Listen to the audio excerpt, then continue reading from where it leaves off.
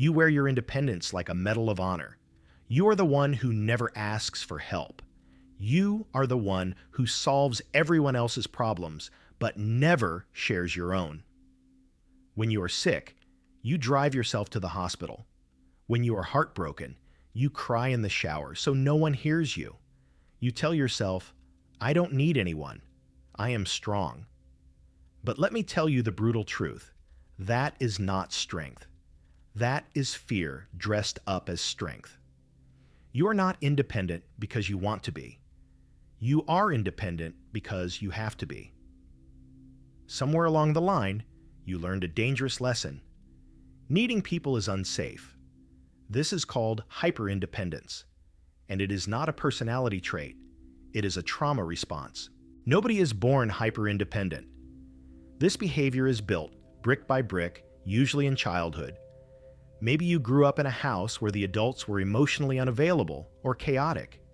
You learned early on that if you had a need, if you were hungry, scared, or sad, no one was coming to save you.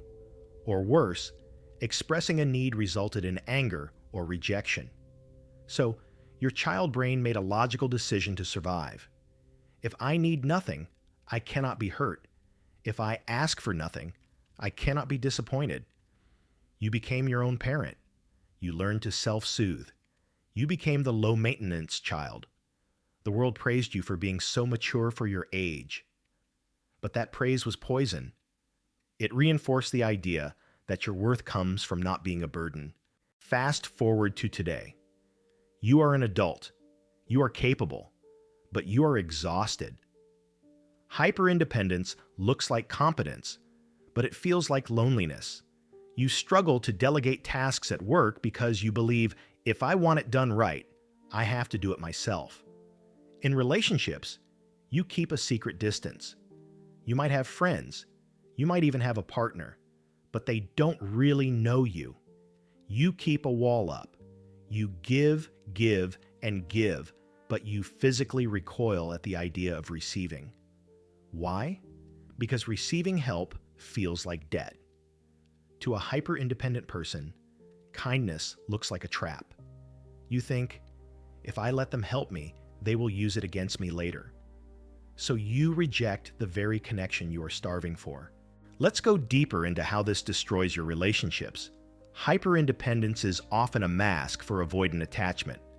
You might crave love, but as soon as someone gets too close, your alarm bells ring. You feel suffocated. You start picking fights or finding flaws just to create distance.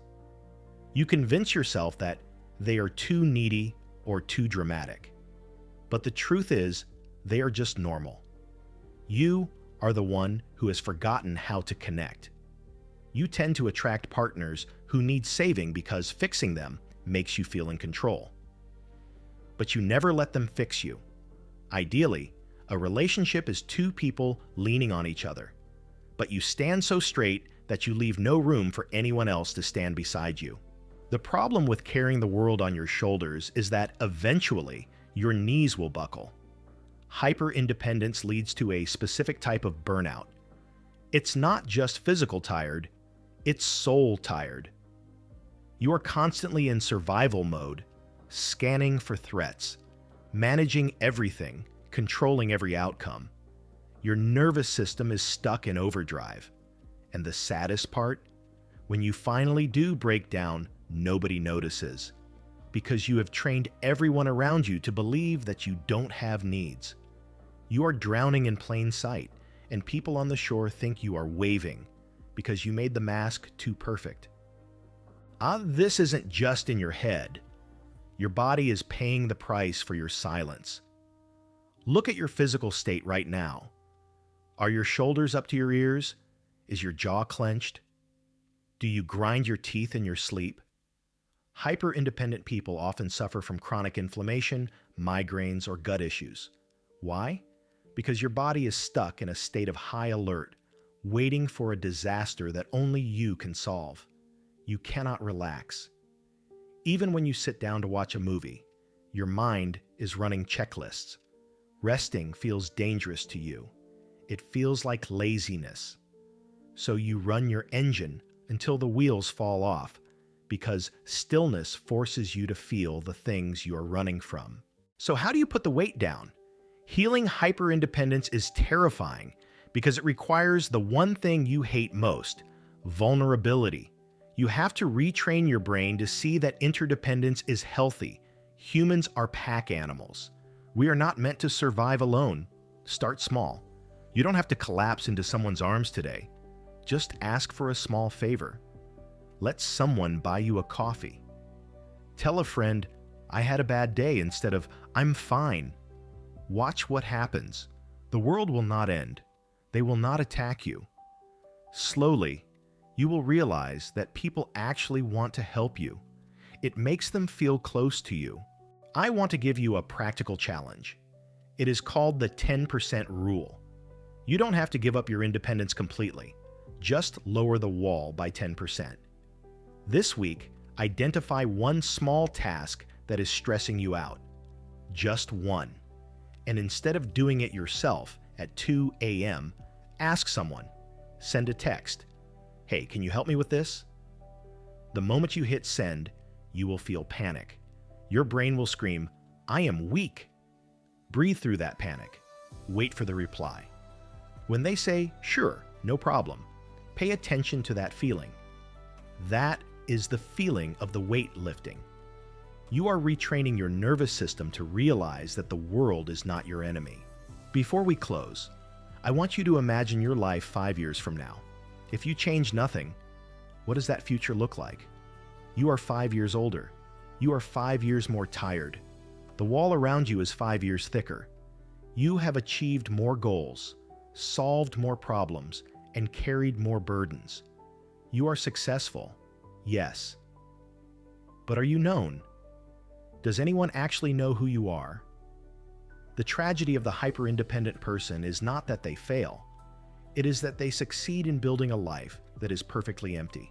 You don't want to look back and realize that you were so busy being strong that you forgot to be human. The cost of this armor is intimacy, and that price is too high to pay for another 5 years. There is one final barrier we must discuss: the fear that if you stop being useful, you will stop being loved. You have built your entire identity around being the provider, the fixer, the rock. And deep down, a terrified part of you believes that if you show weakness, people will leave. You think your value is transactional. You think you have to earn your space in the room by being the strongest one there. But this is the lie of trauma. People love you for your presence, not your utility. And here's the hard truth. If someone leaves you because you stopped carrying their load, they were never your friend. They were just using you as a crutch. Letting go of this role is painful, yes, but it is the only way to find out who is really in your corner. True strength isn't about how much you can carry alone. True strength is knowing that you are worthy of support, even when you are carrying nothing. You have survived long enough. It is time to start living.